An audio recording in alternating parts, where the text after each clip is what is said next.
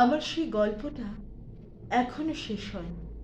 শোন, পাহাড়টা আগেই বলেছি ভালোবেসেছিল মেঘকে, আর মেঘ কিভাবে শুকনো খটখটে পাহাড়টাকে বানিয়ে তুলেছিল ২৬ বছরের ছোকরা, সে তো আগেই শুনেছ। সেদিন ছিল পাহাড়টার জন্মদিন। পাহাড় মেঘকে বললে, আজ তুমি লাল শাড়ি পরে আসবে।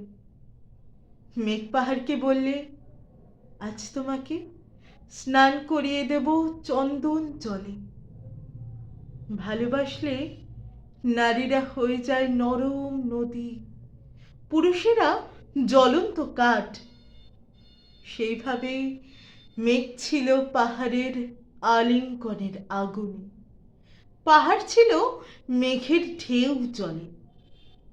হঠাৎ আকাশ জুড়ে বেজে উঠল ঝড়ের জগঝম্প। ঝাঁকড়া চুল উড়িয়ে ছিনতাইয়ের ভঙ্গিতে ছুটে এলো এক ঝাঁক হাওয়া। মেঘের আঁচলে টান মেরে বললে, ওঠ ছুরি, তোর বিয়ে। এখনো শেষ হয়নি গল্পটা।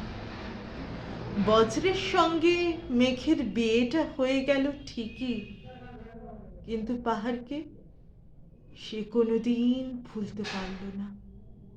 বিশ্বাস না হয় তো চিরে দেখতে পারো পাহাড়টার হাড় পাঁজর, ভিতরে থই থই করছে শত ঝর্ণার জল।